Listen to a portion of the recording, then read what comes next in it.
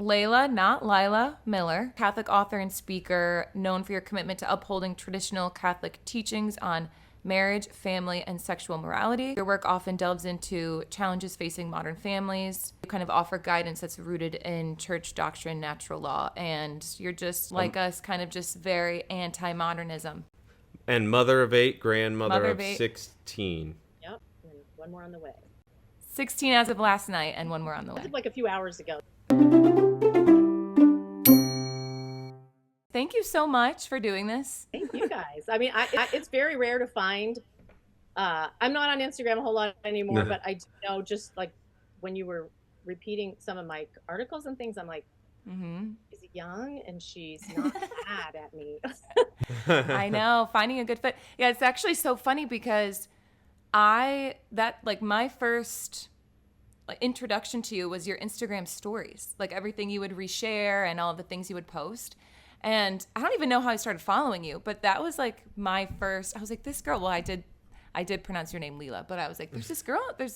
And I didn't know your age. I didn't know anything because your Instagram profile picture is not of you. Right. So I just remember saying that to Kyle. And then I think for me, it was your Chosen article that Kyle sent to me, and he was like, share this article.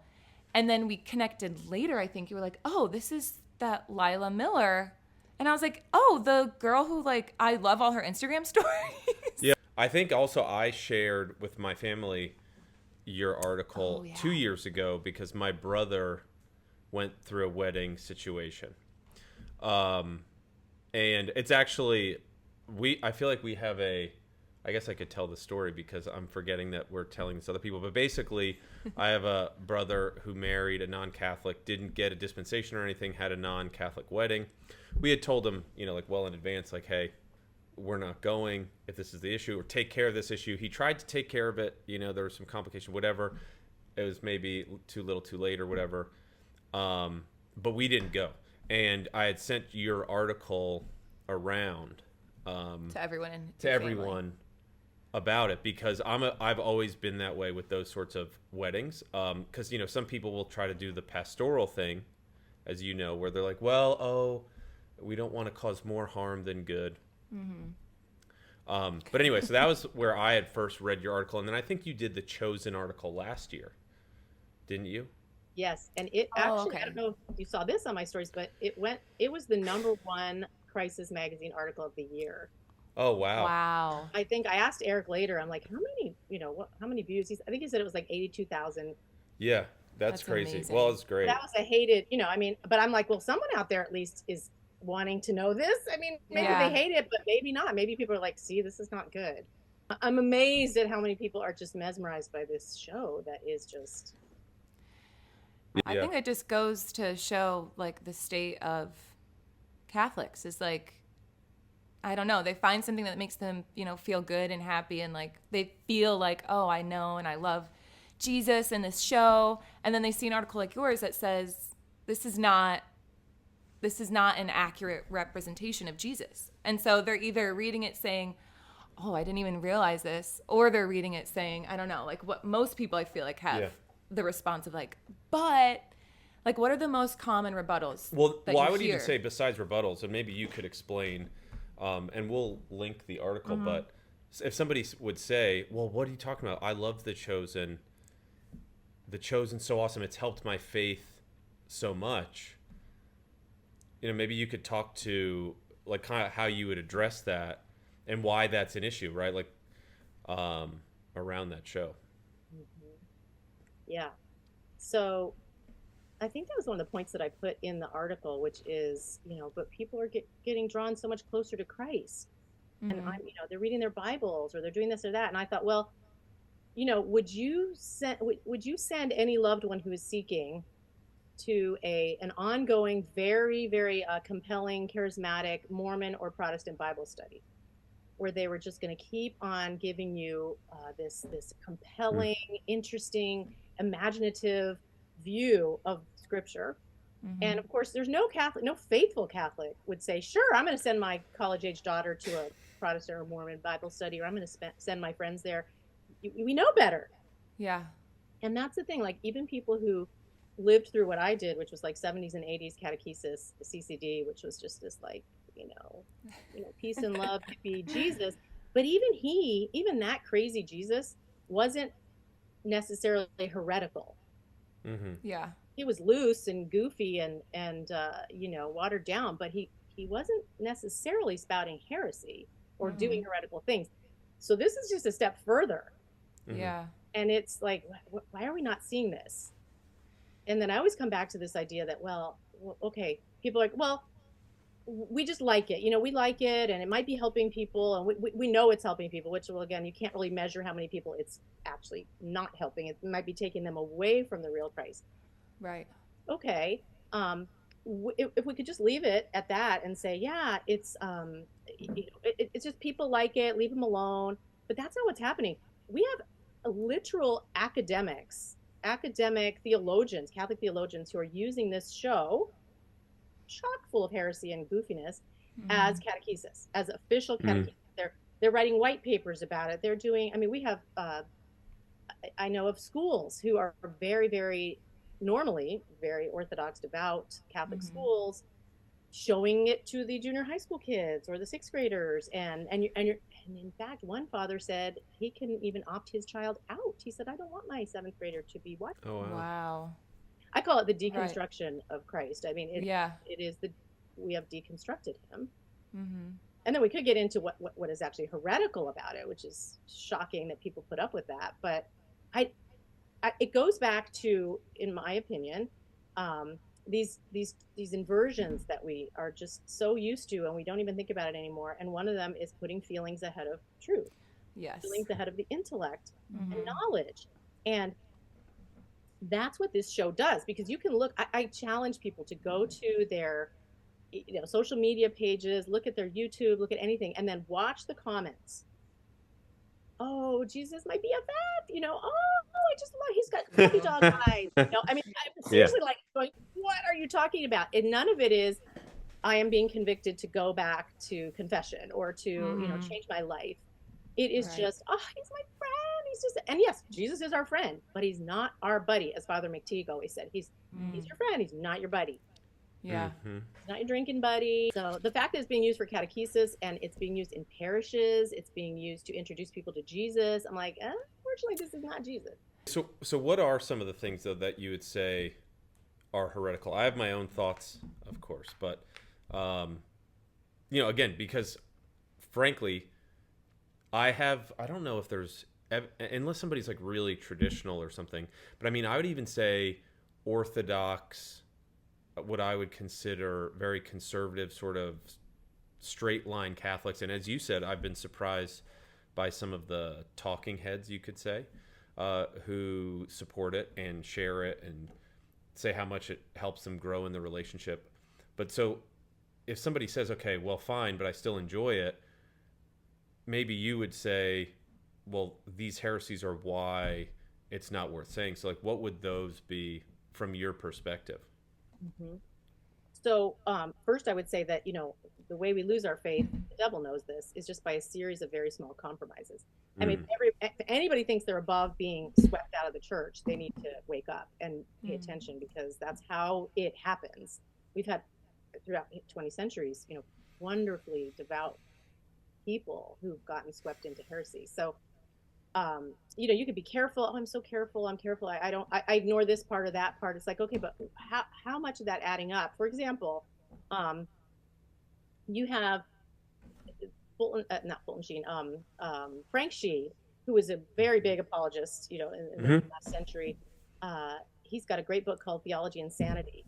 And one of the things where he talks about the person of Christ, he says, when he started his ministry, Jesus was the master and the teacher.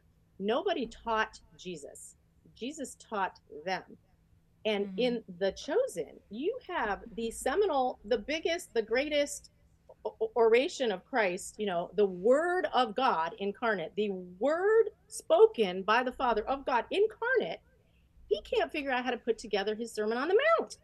He's so crippled by this anxiety he has. He has to go to Matthew, his creature, and he has to, I don't know, I'm so nervous. Yeah. Trying to figure out whether this word works, or should I start it with this or this? And Matthew's kind of helping him write it. And I'm like, what is this? This is not Catholicism. Yeah. Not the Yeah. Word of God incarnate who teaches and is God. I mean, it is so shocking. So that's one. Like, so you get this impression. Imagine teenagers or people who don't know anything, and they think, oh, he's just some goof. Wow, but he's just like me. And that's the thing. It's like Father McTeague always says, the new Jesus that we find in all these different places, the real Jesus that the church has been hiding from us all this time, is just like me, or just like the person who wrote the book or the movie. Just like the person who's creating this pretend Jesus.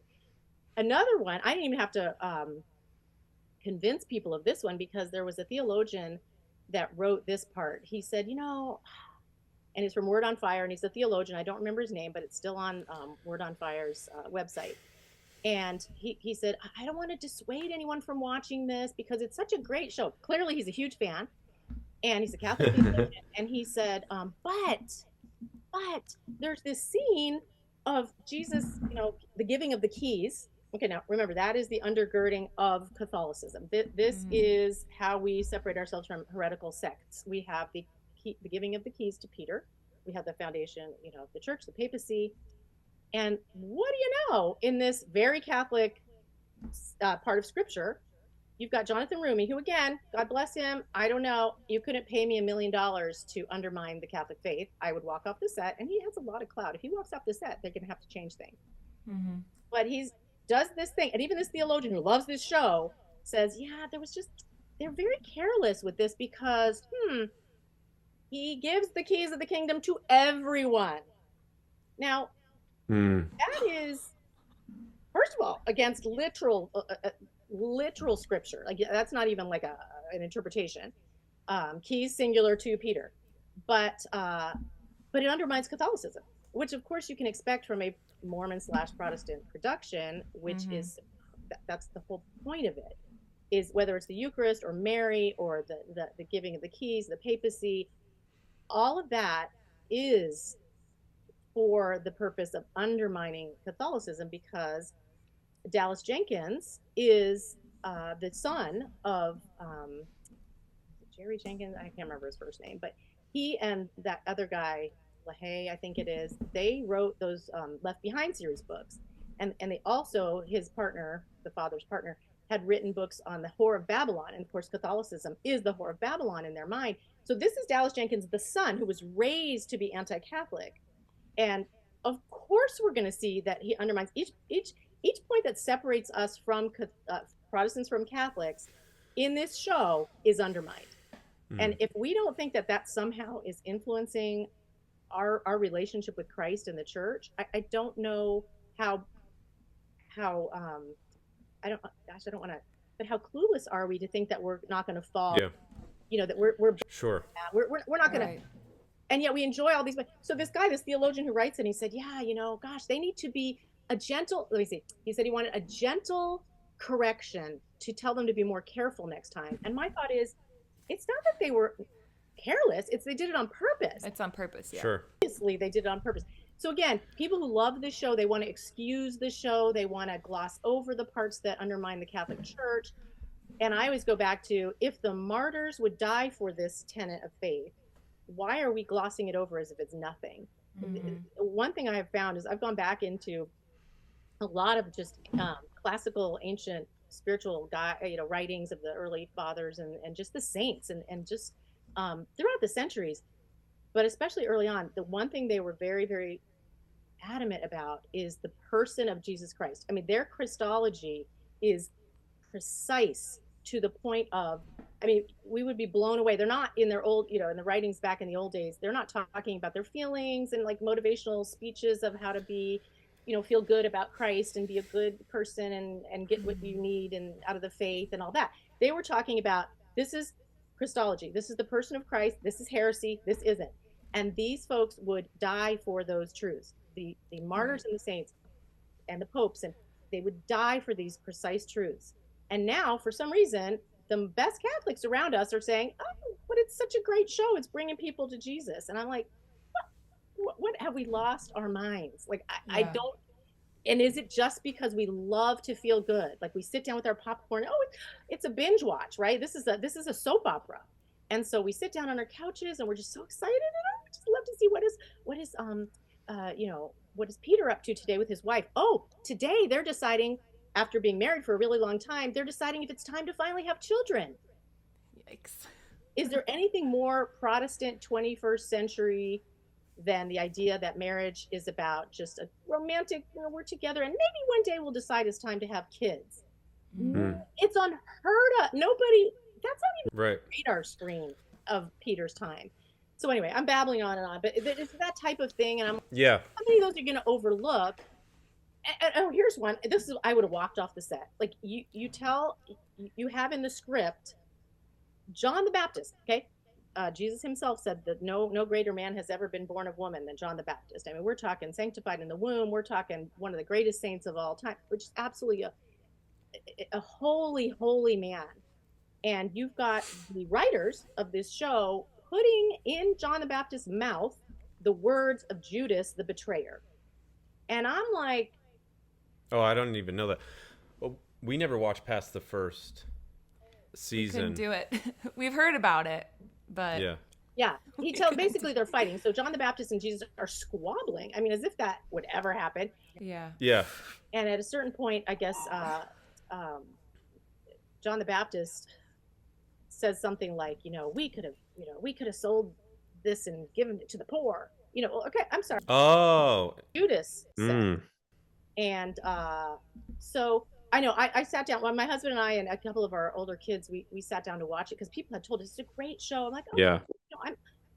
So I sat down, we watched it for 20 minutes, the first episode. I was like, this is terrible. I thought it was just terrible on an artistic basis. Oh, me too. So my dad is an Arab immigrant, and so I know what Middle Eastern accents. I was surrounded by them my whole life. And I'm like Borat. This is the accents I've ever. Why are we? And then I'm like, why are we seeing Jesus's hairy knees, or why are we? What is going on here with this weird production value?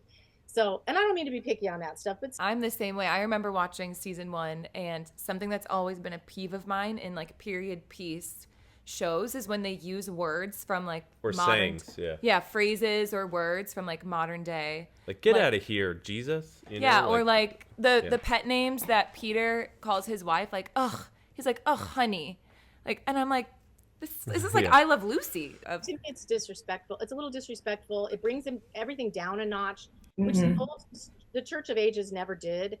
And you have even Jesus, this is ridiculous. Jesus, before he performs the miracle for Peter's mother-in-law, he cracks a sarcastic joke at Peter's expense while rolling his eyes. Like, we aren't him and this isn't funny. But people love it because it does in their minds, it brings them closer to Jesus. What they're not understanding is that isn't the Jesus that was presented by the church through 20 centuries, 2,000 years. That's not what the church chose to present to us, whether in scripture or in any other way. It's not the Jesus that the saint, how saints have over the centuries, they have come in contact with Jesus. He has appeared to them. They have visions. They have locutions. None of them said, "Oh my gosh, he was such a jokester." Yeah. One really great Catholic writer that I actually admire, Austin Ruse, except for this blind spot, but he's like, he's like a Catskill comedian, and I'm like, why is that a selling point? Yeah, it's interesting because Tan puts out this meditation by St. Alphonsus. It's called The Road to Calvary. So it's a Lenten meditation, then a week of Easter, and I can't remember. I want to say it's day 15 or 16, and he talks about, I don't remember exactly. Maybe it's like Magdalene de Pazzi, but it was some mystic, and he relates the sorrow of Jesus in the sense where the one thing that marked his life was the continuous sorrow. So it was a journey of sorrow, not a journey of not to say that there isn't joy mixed in, but he said, I think he, in this, at least how St. Alphonsus relays it, is that the transfiguration was his one moment of consolation his whole life. And so that's the sort of thing, like from a Christological standpoint. So same thing with like kind of how you're talking about, like where he's figuring things out, as if the church hasn't defined that Jesus had the beatific vision from the whole, time of his life. And especially for us, we're big fans of the mystical city of God. by Mary Greta, in the sense of like the vision of Jesus's life, but and of Mary and things. But it's those sorts of things. So to your point, you're falling in love with a fictional character. You're not actually falling in love with Jesus. And then, necessarily speaking, it would seem that if you're falling in love with this person, like definitionally, you're not falling in love with the real one. Like, meaning the because you're creating so much space for this guy over here and you're loving it and choosing it, if you're presented with the sorrowful Jesus of the cross, you are more likely to reject it. And so that's, from a Christological standpoint, like that's where I see those biggest like issues from the, from a heretical standpoint, is those things. He's the man of sorrows, right? Yeah. I want to say he's not the goofball. We're trying to make him into the goofball buddy, but he's the man of sorrows who came to die. He was born to die. Yeah. And it's heavy. And gosh, there was another really good, normally a very good priest, who wrote something for an article for, I think it was on the National Catholic Register.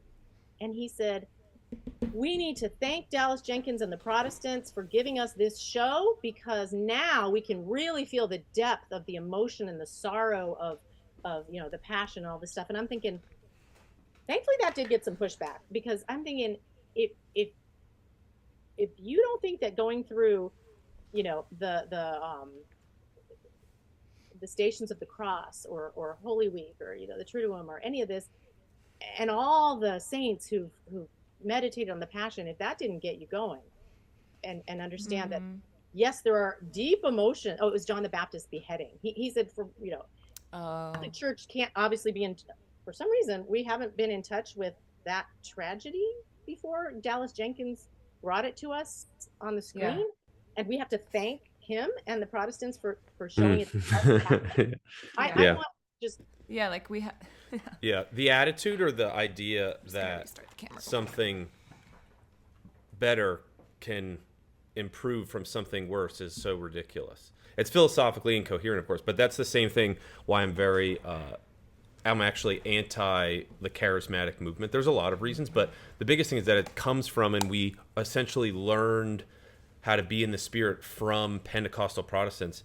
And again, it's that sort of thing where you're saying, this was called heresy at the time, like 10, 15 years ago. But I know we kind of went off the rails on The Chosen, because I know of course, we wanted to ask you about your marriage article, wedding article, and then also you're very big. I was actually surprised as I was looking up podcasts that you've been on, is you're very passionate about like the divorce subject as well. So I know we want to get into that. I don't know, because obviously this isn't live. Do you want to do an intro or something, just so that people know, so we don't forget it and we run out of time? Sure. Just like say who she is, or we can ask you and you can explain who you are. Because I know you wrote a book with Trent Horn, and you've written four and five? several of those books. But I feel like the younger folks, like a lot of her audience, like the 35 and younger, might not necessarily have heard of you and things. So, but the big thing I would also love for you to explain the going to Catholic weddings, because I just think so many people just don't understand. And just to finish the story of my brother, they actually ended up having their wedding radically sanitized, or what? The radicalcination. Yeah, and then has gone to confession. He's kind of like had a little reversion. So I feel like it was a very like lucky situation, in the sense where I did not deal with like the repercussions that some people deal with. Although I didn't know that obviously at the time that we made that decision. But anyway. So what is it about divorce and annulment and all of that, like that whole topic specifically, that you seem to be very passionate about that specific topic? Yeah, that was it has to be the Holy Spirit. There's literally no reason that I started looking into divorce. I'm not a child of divorce. I'm not divorced. I had no experience with divorce. I had a friend who has 6 kids, happily married, in her 40s, which is my inner circle of Catholics. She's a convert.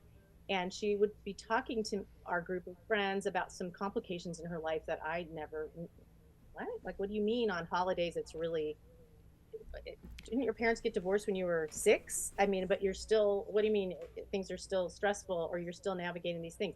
And she's very stoic. So I mean, these are things that she occasionally threw out there, but not, she didn't talk about it all the time. But I'm thinking, I don't have to carry whatever burden she has. What is going on here? So I started asking her questions, and I realized how complicated her life still is, decades later, navigating different families, her father's new wife and the stepchildren, every holiday, every baptism, everything that they do is complicated and stressful and fraught with, still the different things. And like, even the grandchildren from the husband's new wife's kids take precedent over the husband's own kids' children, because when you're newly married, or even you have a new spouse after divorce, you're going to be focusing on your new spouse rather than your old adult children that might.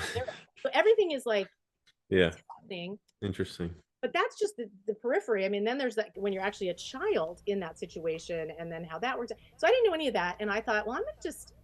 I told her to write something. I said, you should write about this. And she said, it's very emotional for people to do such, especially because you're not supposed to talk about it. You're supposed, as a child of divorce, I've learned you're supposed to just shut up. And because, if the parents are happy, you are happy. Yeah, it supposedly makes them happier. Yeah. Yeah, the adults' happiness supersedes the rights of the children. Because again, what did I say? We're a feelings-based culture over truth. It doesn't matter what is true and what the rights of a child are. It only matters that the parents have a beautiful romance or they have a life that they want. And the kids are expected to go along with it. And the adults are the reasonable ones, and the grown-ups and the, all the therapists and even the priests are saying, oh, your parents are great decision makers. Hey, it'll be fine. So they're told basically, shut up. And then if they have problems later on, any type of, okay, your life is shattered, your identity is gone, your foundation is shattered, you don't know, you're in 2 homes, you have all these different things you have to navigate that the parents are done with, because they're done with dealing with that person, but the child has to deal with both worlds. And by the way, I'm not blaming both parents. Usually one parent doesn't want the divorce, and that's another victim of divorce. That's tragic. And now I'm into the abandoned spouse issue. That's tragic. But and the church doesn't do a good job with that. That's a whole other topic. Boy, oh boy. Yeah. But so I had her write. So anyway, she didn't write anything. So I said, I'm just going to put that on my social media. I had a pretty good following. I'm like, anybody who's a child of divorce, an adult now, and whether or not your parents divorced when you were an adult or a child, I don't care. Can you answer? I just thought of 8 questions off the top of my head, and it'll be anonymous, so your parents won't, get upset, and you don't have to get yelled at by the world. And what I got back was just what I call an avalanche of pain. And just, I ended up with 100 or more people in a couple days that wanted to do this, but eventually, emotionally, only a few of them could do it. So it ended up being like 70. I had 70 people. And then I just put their responses anonymously in this book, according to the questions. And like I said, I mean, it's been 7-8 years or something. It's still doing well. I mean, it hit a nerve because nobody talks about it. I didn't know. So I've learned, and I'm almost like, I wish I didn't know. I wish I didn't know the walking wounded out there. But here's what I especially wish I didn't know. I wish I didn't know how the modern, at least American church, deals with divorce and annulments, because it is so evil. Yeah, you said it. It facilitates the divorce culture. The church, which should be standing for these marriages, is helping people out of their marriages. And not only that, there is no marriage, let's just talk about the ones in the Catholic Church. I am convinced, because now I've started to look into the tribunal situation and the annulment situation. And, I used to be one that just said, well, you just go get your annulment. Yeah. Nope. And now I'm like, what are we doing? And wasn't Phoenix like an especially bad diocese for a while? I think they had their annulment power like in the 90s and early 2000s taken away because because it was so bad. My grandfather told me about that because we had a family member dealing with a divorce, like a legitimate divorce. It was somebody who lied, that said they wanted kids and then they got married. They're like, I'm not having kids. That was an actual legitimate, but he had to go through Rome because the annulment power of the United States was taken away. The Catholic side of things is crazy because I know also, I don't know, did you have any kids that went to Franciscan? No, nope. Okay. I'm pretty sure they even did a study. They were finding that like their students had almost a similar divorce rate to the like the secular world. And they were trying to figure that out. So it's really interesting. And I think you've hit the nail on the head, which is it's what that spirituality is based on, which is the sentimentality, which is an unholy inversion. Because we are Carmelite in our spirituality and our family. So it's so funny so I'd say John of the Cross is kind of like my spiritual father in a sense. And whether it's the charismatic movement or just like modern Catholic speeches on spirituality, it's literally this, you're saying the exact opposite of what he says. And from a fundamental standpoint, they might say, grab some of his quotes. But yeah, I've just been so surprised seeing what it is in the church. And so, okay, I mean, think about this for later. Honestly, yeah, we could do an entire podcast. No, we're just gonna have to have you on like once a month or something. Yeah, that annulment situation. I can't tell you, I get more hatred. I mean, but I know too much, and and it makes me actually physically sick. Like, I'm not an emotional person, but when I think about every time I get an email, which I get them often, from an abandoned husband, especially that's what's happening now. Yeah, that's what we've noticed. Catholic, right? Mm-hmm. Primarily, it's the women leaving and getting the annulment for healing. They're healing. It's sold. It's marketed and sold as healing. It's a ministry. It's almost like a quasi sacrament. They're doing. Yeah. I just saw another slick article. Gosh, I've seen 2 dioceses in the last few writing about how this is. It's like trying to tempt people into the process with all their volunteers and all the people, and they're like, this is going to make you feel so good. And one of the ladies, after these 27 years of marriage and all these kids, was kind of like, this was the best thing that ever happened to me, because if I hadn't gotten divorced and gotten annulled, I wouldn't have had this career helping the elderly. Now that's what God really wants me to do. Yeah. Everyone's always called to everything. They're called to everything. And I'm like, no, you're called to carry a cross in your state of life and in your vocation. And then you're going to see what God will do, because he can work miracles if you stay faithful, which is why I wrote Impossible Marriages Redeemed, to show the worst possible things, if you don't end it in the middle, what God is going to do for you. But nobody wants to do that because it doesn't make them happy.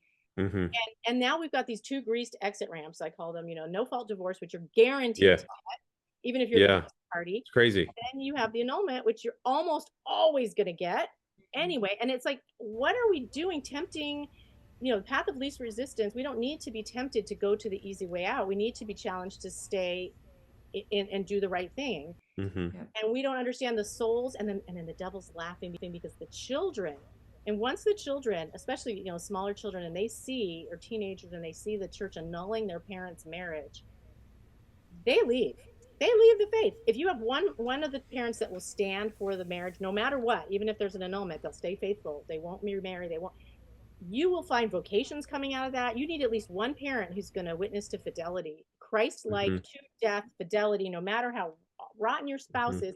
Christ's spouse was the worst spouse, us, and he was faithful till death, till the last drop of his blood, and that redeemed the world. So what are we doing? Anyway, we could do I'd do 2 hours on annulments with you. Yeah, no, that would be something at some point worthwhile, because that would be great. Wake them up, because we are slumbering here. We're in a coma. Yeah. Anyway. It is so interesting how so for your divorce stuff, you focus on divorce in the aggregate, not just like from a Catholic perspective or like within the church. You were kind of looking at it. I do. It kind of ended up being a mix of that. Like, I keep my voice out of it. I'm not right. I do all the stats. I just let them speak. And most of the people who responded to me are Catholic. Gotcha. Some of them weren't. And They were, some men, some women, some good divorce, some bad divorce. I mean, ages from adult to, infant when the parents divorced, lots of different things, but they all kind of had the same thing. And Olivia, it's kind of like what you said, like a couple of them, they would read the book. When the book came out, I didn't have names, I just had numbers. And they'd read a paragraph, let's say, and they'd say, oh gosh, that's my paragraph. And then they'd come to the number and realize that's not me.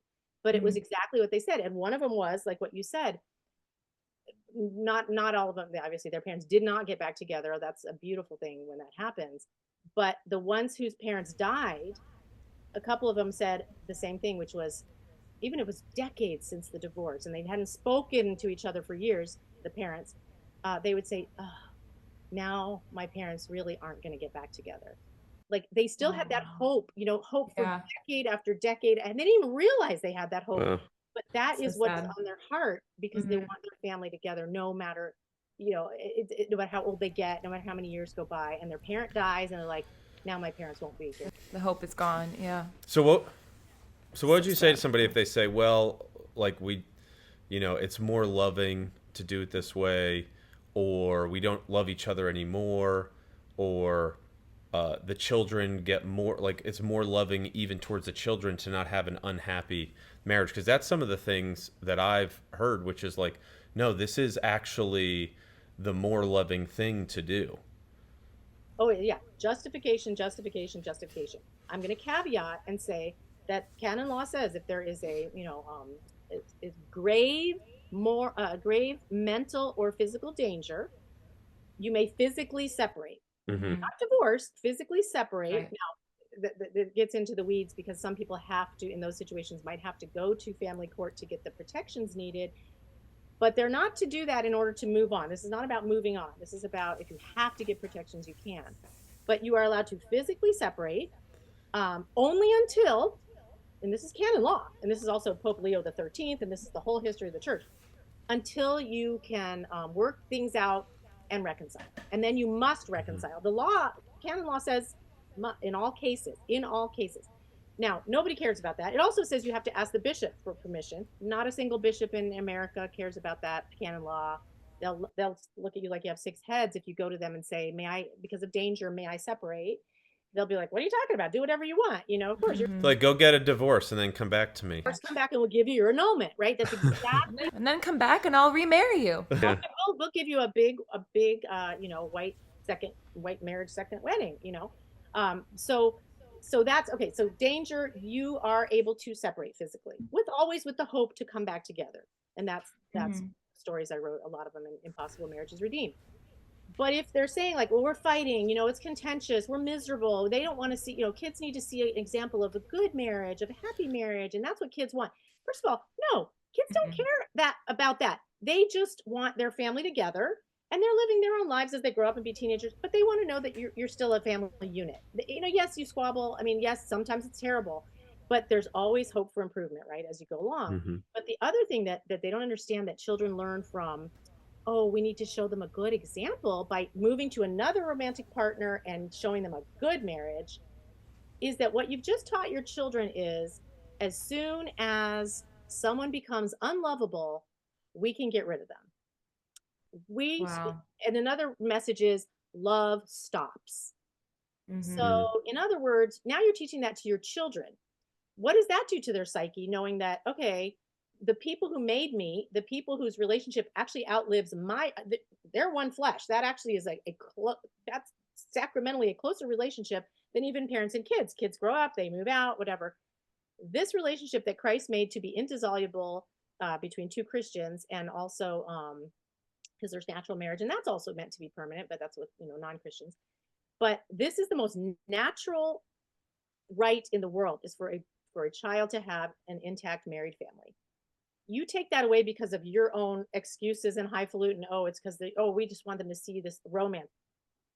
This is not about romance in the first place. I mean, you can get married with no romance and still have a valid sacramental marriage that is beautiful. So that's a modern myth as well. But these kids are getting this message that, if I'm not happy, first of all, I can leave. Okay, great relationship advice when they're married, right? And then it puts them on such an insecurity. I have people in my book of Primal Loss who, these children of divorce grew up, this one lady, and this is pretty common, She grew up, she married a saint, wonderful man, wonderful man. She said it was 10 to 20 years before she stopped having so much anxiety about when's he going to leave? When am I going to leave? When is this going to fall apart? I have to be perfect. If I'm not perfect, he's going to leave. She was squirreling away money in her sock drawer for the day she'd be a single mom. She didn't know. She was suicidal at a certain point. This man had no idea because he wasn't from divorce. He didn't understand. That's another thing. If you get a person who is a child of divorce marrying a child from an intact family, the child from an intact family doesn't understand a lot of the things that the insecurities and the anxieties that the child of divorce has brought into this marriage. So we have generational issues that we're looking at every time the devil gets a family. And that's what he wants. He wants generational chaos and confusion and devastation. And by the way, the modern catechism, 1994 catechism, says that that divorce is a plague, a contagion, that it traumatizes the children and traumatizes the abandoned spouse. It says that it uses words like trauma and plague, and it says it introduces chaos to society and families. And where are we hearing that from the pulpit? Like, where are we hearing that this is a very bad thing? It is a sin. We're not even hearing that. I once had an interview with a very good Catholic East Coast national radio show when it first came out, the book came out. And right at the very end, he said, yeah, this is great. Gosh, we got to fight against this and all this stuff. He said, but remember, folks, and mind you, this is at the very end, I couldn't even get a word in. He's like, but remember, folks, divorce is not a sin. It's just the remarriage after divorce. And then he said, see you next week or whatever. And I was like, wait a second. That's not true. That's not true. Even the catechism is clear. Yeah. Divorce is a grave offense against the natural law. The natural law is the universal moral law of God. Yeah. It's a grave offense. That means it's a sin.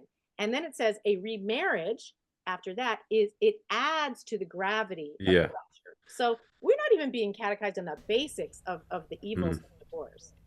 Yeah. Do you think it has anything to do with marriage preparation or the way marriage is viewed, in your opinion? The reason I ask is because we're kind of big believers in make a decision, if that makes sense, and then a commitment.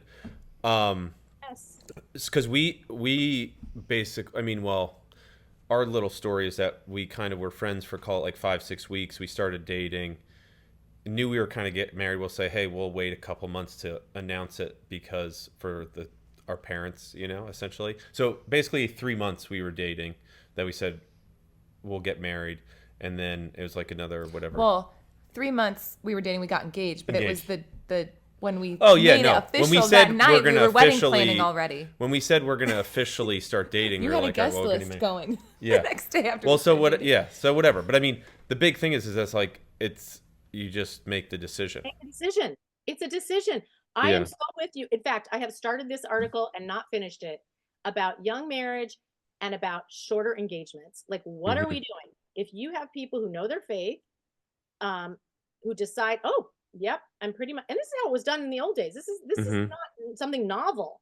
I had three of my, well, I have another son engaged now too, but 2 that are married, and then this engaged one did it just like that. It was like, yeah, we pretty much met. We know we love each. We know we love each other. Or we're going to, because we certainly think this is the one. And they were engaged really quickly, and they made a decision. And at first, the first one that did that, I was like, wait a minute, is this a good idea? Because, I'm still in that mindset of, well, and plus she wanted to not go to college after her first year of college. She wanted to get married and have babies. Yeah. By the way, she's had 6 babies with her husband, 10 years now. But they had this new paradigm that they were even, me, who've been teaching on marriage forever, I'm like, how do I feel about this? And then I was like, that's actually very Christian. There's nothing wrong with that. And so I was happy to say, yeah, you're 19. You found a guy that's very Catholic. You want a lot of babies. Why not? Get engaged. Sure, get engaged. They got engaged quickly. They got married, and they're very happy. And I had 2 other kids who did the same thing, and another engaged son who just did that too. It was like, well, we want to get married. That's it. So we're all for that. And to your discussion of marriage prep, and Dean and I, my husband, were trained to do marriage prep, and we did it for a couple of years. We did the focus with couples in our home and stuff. Mm-hmm. People always ask me now that I do the divorce work. It's like, well, they don't ask me. They kind of say, well, oh, we just need better marriage prep, better, longer marriage prep. And I'm always like, absolutely not. Like I don't understand this idea that first of all, it has to be individual for each couple. Yeah, if you've got someone who literally never heard the name of Jesus and they've been living together and having partners in and out of their lives forever, maybe take a little more time to convert them and explain what marriage is. But if you have two devout people who are chaste, first of all, you're going to make them wait. I mean, I guess the talk now is that they're going, at least in my diocese, from 9 months, which I think is way too long, to a year. And I'm like, I'm sorry. Oh, wow. Chastity, hello. Why would you do that? Young people are supposed to be attracted to each other and then want to get married and form families. That's the most natural, good thing that there is. It's a good. It's something we want to encourage. And yet we're throwing up obstacles and roadblocks because there's a protocol or a system. And the system is so bureaucratic that now it just keeps growing. It's like you have all these different things you have to do. And it's like, but you're still annulling all these marriages once they come back to you. Yeah. So you've had 6 months, 9 months, a year of marriage prep where you've tried to impart the 2 or 3 things that they have to know. Hey, you guys, you know what? It's permanent. Until one of you dies, you're married. Sorry, no problem. It's about sexual cooperation for having children. Yep. And it's faithful. Okay. So you agree to those? Oh, guess what? They're in your little short vow that you're going to take on the altar. And you're signing these affidavits that say you're not crazy, and your parents are signing, and everybody says, oh, yep. You got all these witnesses. Now, for some reason, we still got months and months and months of marriage prep, which some is good, some is bad. Doesn't matter. We have some really good marriage prep in Phoenix through our old Bishop Olmsted did a really good job, getting all that done. Even the people we've prepped, we've already got divorces and annulments from that. And I'm like, what's the point? I mean, if you're just going to say when trouble comes, and it always will, if you're going to say it's just time to go on, just leave it. And if you're going to go divorce and annul after that, then what's the point of all this marriage prep anyway? Right. It's almost like I know correlation, causation, whatever. But the more marriage prep we've had in the past few decades, exponentially more annulments too. So what's the point? It's probably like a door knocker. Just leave it. Sorry, someone's ringing our doorbell. It's fine. We live in Florida, so it's almost certainly a door knocker. Lots of soliciting. Oh, okay.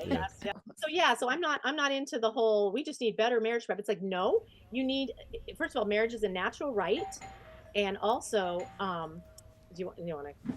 Yeah. Oh, it's so weird. I'm sorry. That's like 5 should do an outtake part. 12 months. That's because the Vatican, I guess Pope Francis had said that he wanted, or whoever's around and wanted to say 1 year. And I was like, no, this is a nightmare. 9 months was terrible. I think 6 months to 9 months is terrible. Mm-hmm. And they do give some leeway, I think, for some pastors. And but yeah, now the talk was like, yeah, we're going to do what Pope Francis said. We're going to go, because we have a new bishop now and he's different. And we're going to go to a year. And now I don't know if it's official yet, but I'm thinking this is the worst possible thing. Instead of making all these obstacles to what is a natural right, because marriage is a natural right. It's a low bar. It's not a high bar that you can't, no one can get married validly. It's so difficult, so complicated. It's a low bar. Jesus expected everyone pretty much to do it. Mm-hmm. All adults pretty much form families. But so it's not on the front end, although you certainly should be forming children from remote formation as a child and all that. And you need to, individually talk to each of these couples and find out where they are. It used to be individual instruction by priest, which I would agree to go back to. But the problem is about years later, months, years, decades later, when something goes wrong, close up those easy exit ramps. Because when you're suffering, you're not going to remember what they told you in marriage prep 10 years, 20 years earlier. Mm-hmm. Oh, wow, this was great. Well, you were in the blush of love back then. Now you're in trouble. Why do you have the open gates for you to leave? And everybody you get your no-fault divorce, you get your annulment, and you get another romance. Close up those greased exit ramps. We shouldn't have no-fault divorce. Where are the bishops saying that was one of the most evil things that came to America was no-fault divorce? Mm-hmm. Evil. Mm-hmm. Abortion, evil. No-fault divorce, evil. You never hear it. You never hear fighting against that. And then and these are children at stake. Wow. These are families at stake. And then, and then the annulment thing, which again, we could do a whole 2 hours on annulments and what's going on Are there. there any things that you've seen? So you did marriage prep that leads, or maybe not leads, but Marriage yeah, prep. that like is more likely for divorce. Like, so for instance, I was persecuted in my family for refusing to date a non-Catholic. So my parents are, my dad, when they were married, was Protestant. My mom was Catholic. He's converted actually since, which is of course great. So my mom will be like, "Oh, your dad was Catholic." Was Protestant. Was Protestant. I'm like, well, you shouldn't have married him. I just to mess with her. But it's like, okay, so that worked out, but you don't base things on the. But like that sort of thing, because that's a big thing that we say is only date Catholics, and especially the woman in general, because you need to follow. It's a little more hazy because the man can tends to lead in that respect. But regardless, like, have you seen that difference in cult in your experience make a big difference, or not really? Right. Like mixed marriage or disparity of cult, which, by the way, you're not supposed to marry a non-Catholic. Right. I mean, it requires a dispensation. Right. I married a non-Catholic, a non-Christian, back in 1990, as a bad Catholic myself, but we married in the church. But I didn't understand, I didn't know that I even got dispensation. I'm like, yeah, you can marry whoever you want. Yeah. When we had our reversion and conversion, we're like you. We tell our kids, and they know, you do not date non-Catholics. Don't look at us. We're a miracle. Like that is not the norm. You do not date outside of the faith because you're going to be a host of, and the church doesn't want you to. That's why you require dispensations even to do that. So in the cases that in our 2 years of doing the different couples, pretty sure we only dealt with 2 Catholics getting married. What I didn't like about it, looking back, what I kind of don't like about it is that we didn't spend enough time literally talking about the vow, which is this is what you're vowing. Literally, you're not getting out of this. You don't even try it. And unfortunately, and I've thought about this, and I don't know if this is, I wouldn't do it again. I don't think, which is, and I don't tell my pastor, but at the end of our time with these couples, but I did the writing. We were required to write up kind of what we thought the weaknesses and the strengths and all these things of this couple, and then what was our final recommendation. And but I'm thinking, okay, people had issues. Every human being has sin and issues, right? Everyone. No two perfect people are getting married. Well, I mean, maybe close to perfect people have in saintly ways, but no. So I started to think, these papers that I turned in, are they being used later for the annulment? He was into porn prior to, or she was, she came from a broken family, because they use that too. Like if your background is unstable, maybe you couldn't confess the marriage because you couldn't properly consent. They'll help you find grounds. So now I'm like, were those things used to annul some of these people's marriage? I don't know. I don't want to know, but it makes me kind of sick, to think about. Yeah. Have you ever looked into, because I haven't, like, what's the church say about, because obviously, canonically speaking, like you're released, even if it's a false annulment, right? Because that's what you believe to be true. But it's obviously also like a metaphysical reality. Yes.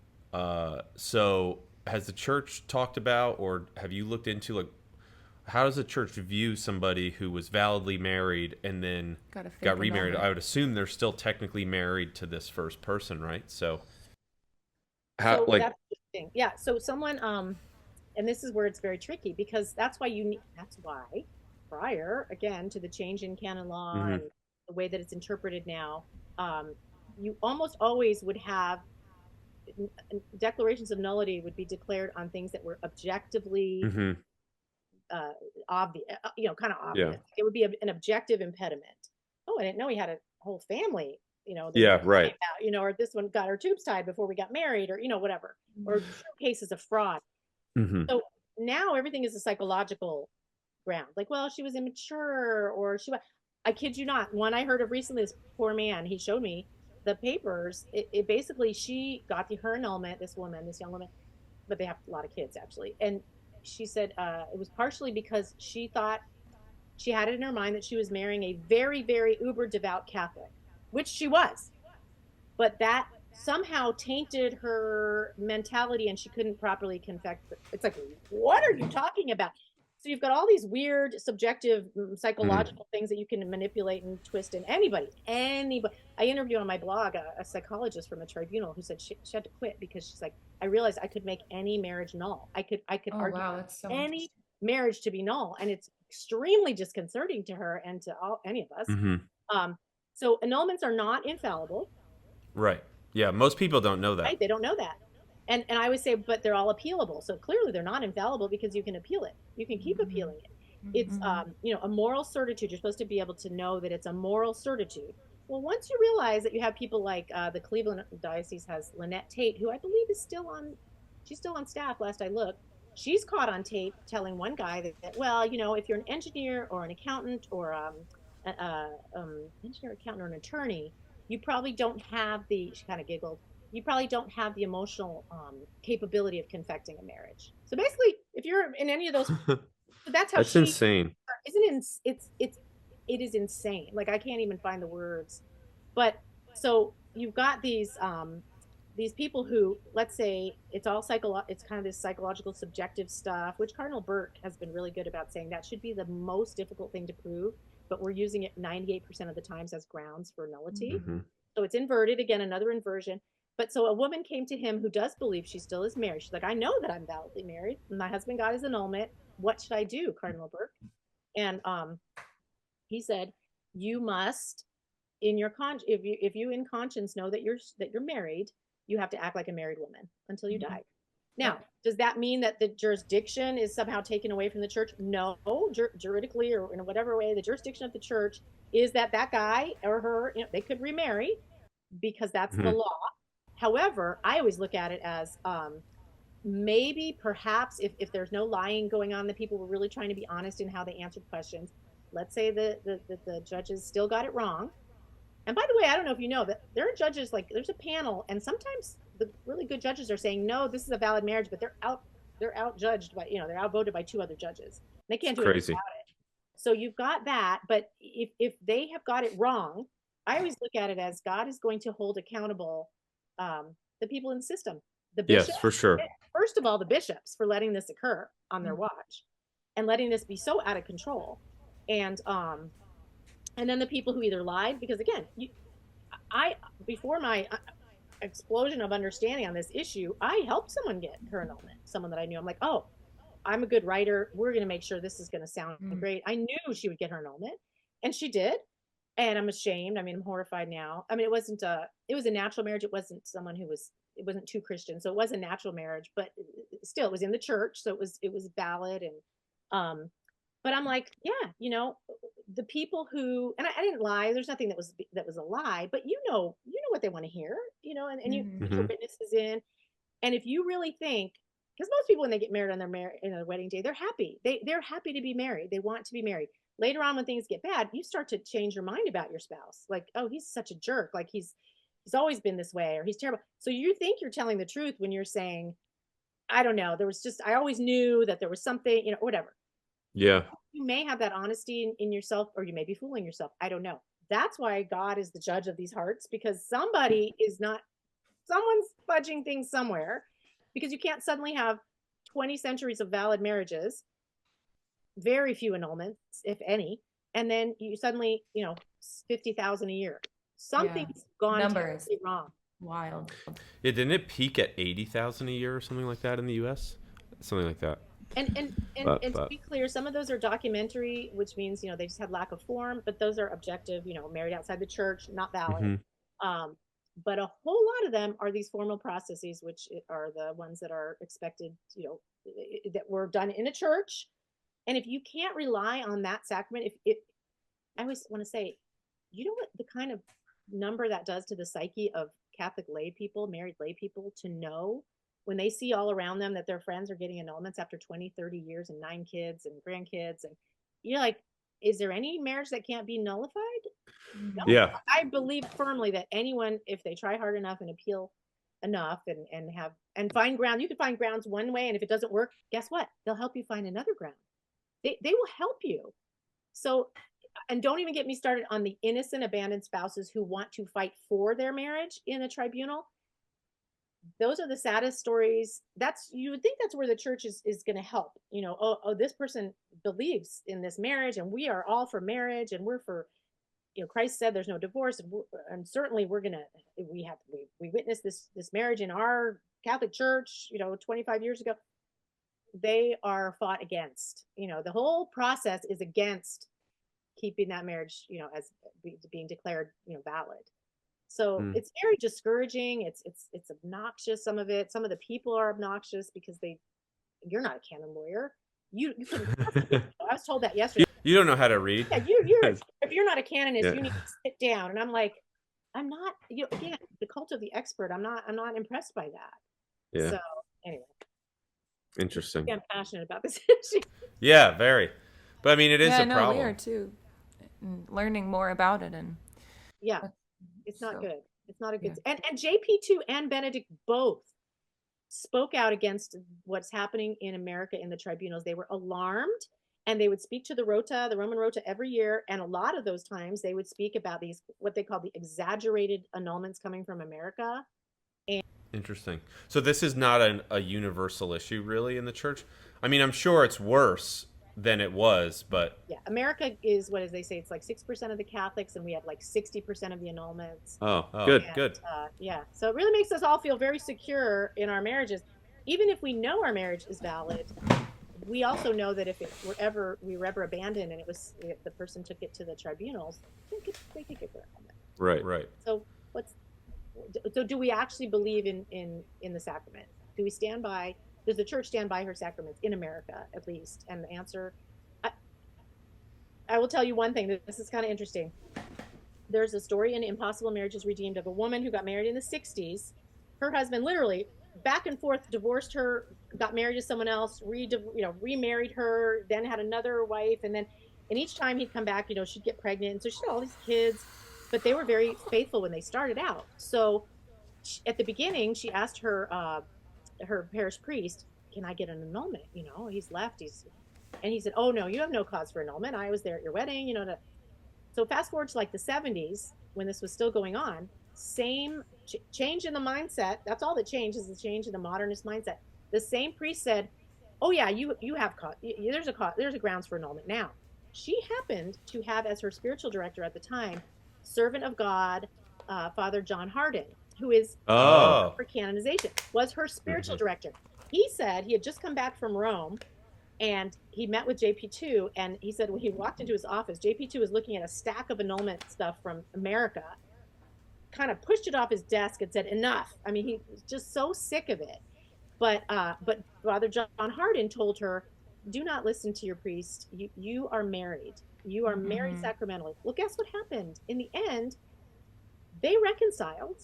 Oh, wow. He lived the last 20 years of his life with her. All their kids stayed Catholic. All their kids married devout Catholics. And he lived in humility in a very Catholic community where everyone knew his history. He was forgiven, and they lived until he died maybe 2 years ago. And now she's in her 80s. Because they didn't listen. My chills. Yeah. It's a beautiful. I actually put it on my Facebook page a few weeks ago, and it got a great response. People actually were moved by it. They weren't like, a couple of people were like, "Well, wait a minute," but most people were like, "This is really beautiful." Anyway, so. Yeah, I think that's helpful because I think in the United States, at least, so many people think that it's not that hard for people who stay married, Oh, right. You must have a great. Like that's what I mean. It's like it's like you don't understand. You don't understand hardship. And that almost gives them permission to stay. That's always what it is. That's always what it is. Is you wouldn't possibly understand. It's like, well, hang on a minute.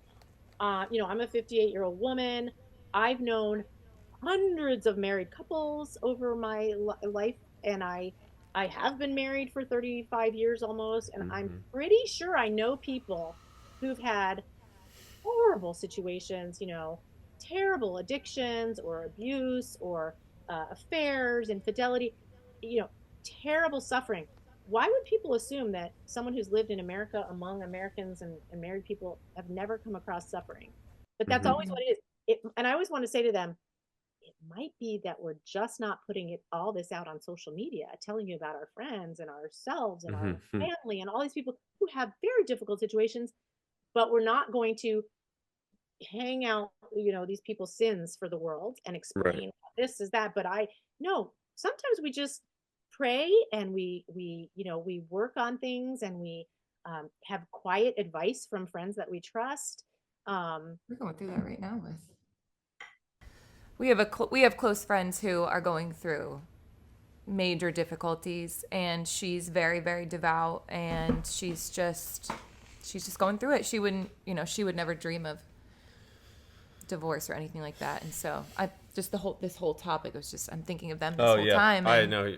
It's yeah. actually interesting because I think he even broached the subject of divorce. She's like, no, He has, yeah. yeah, I don't think he means it, but he'll say, I'm leaving or leave, or and she just stays quiet, and she's just praying and fasting, and Yes, yeah. yeah, that's beautiful. And I know so many couples like that, and so many people who either they've been abandoned or they're in a terrible marriage, and they are going to stand for that vow that they made, just like a priest makes a vow. It's permanent Mm-hmm. and it's a sacrament, and you do not deviate from that, and God will reward that, but you just have to trust Him. And so we don't want to do that anymore because it makes we're suffering. But um, that's the thing. If they stay faithful, um, the grace and what they'll see come out of that is going to be miraculous in the end, Right. even in heaven. You don't Mm-hmm. know, but that's the problem, is that most people aren't strong like your friend. Most people don't have that type of support or faith, and so you dangle in front of them this temptation to get out of your suffering. I wrote an article once that said the same arguments for divorce are used for abortion. Oh yeah. The exact That just same popped in my argument. head. Yeah. 7 arguments that people use for divorce are the same ones they tell you when they're like, you know what, It's you so can take sad. a chance, or it's just once and done, or you're going to be free now, or I mean, they're all the same tempting whispers from Satan in the garden. It's all back to Satan whispering these temptations. And Yeah. where's the church? This is my frustration. Where's the church to help people against these temptations rather than help them fall into the temptations? And this is why we're so big on traditional faith and living. yeah. No, it is like, this is why. This is Yeah. just a couple Yeah. like tangible things you can say. There's this, and they're so different. And it's evil, and it's causing all this damage, and it's all the modern. I mean, Modernism. it's just Yeah. yeah. That's a really good point. It's that attitude. Yeah, it's the attitude. There's 2 mindsets, because when I'm doing my Unholy Inversions book, which is slow going, I need to but read all her books. oh well, this one I think is so interesting because I just started to realize this is a mindset issue. The 2 big inversions are putting man before God. So we've Which The Chosen does, by the way. absolutely anything that we have talked about and all this stuff that I write about, I've realized this is all putting man before God. And also the second one is putting feelings above truth, which we talked about. So those are the 2 big umbrella inversions. And Mm-hmm. then you start to identify all these other things, and you're like, that's why that happened. For example, I have a chapter on the deconstruction of Jesus. Well, why did that happen? Well, because we put man before God and we put feelings before truth. And Right. so we have to reorient, our brains have to start being twisted back into shape. Order is so important, and we're so disordered in our thinking. So but what you're doing is great, because you're showing people, and it really only takes, it's like that. Like, people want to say, well, to educate them, oh, it's going to take years to, these theologians and these canonists and these different people who are caught up in modernism.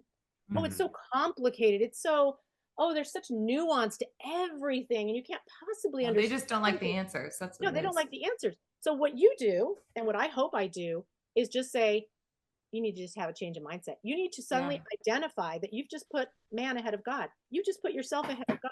You've just put your child, because you want your child to love you, so you're going to go to the fake wedding.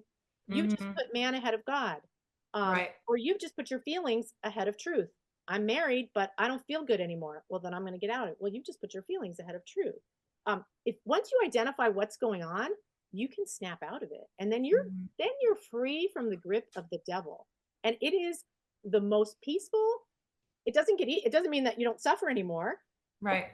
The saints, as they walk through the 3 stages of holiness, right? Once you get to that 3rd stage of unitive stage, you actually find joy in your cross. You find joy in your suffering. And that's the other thing we're never taught, is that there's a progress to holiness, and there are stages.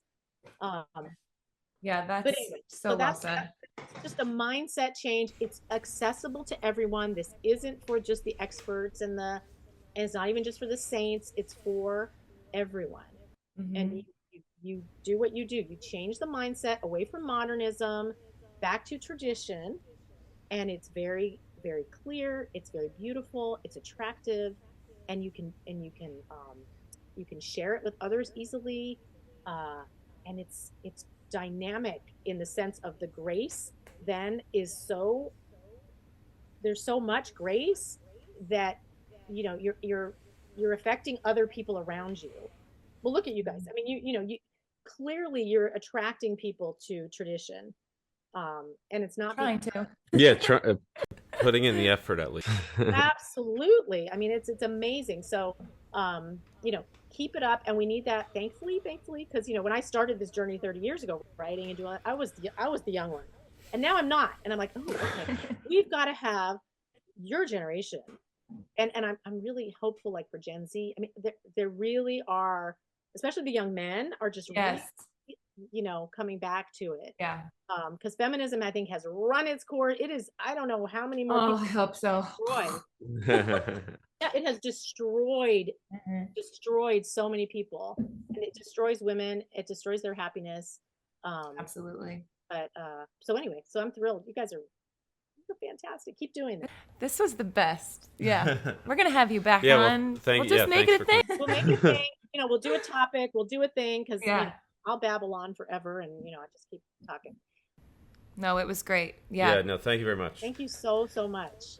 Yes, thank you so much. And we're gonna link everything, all of your books and ways to connect with you. Thank you so much.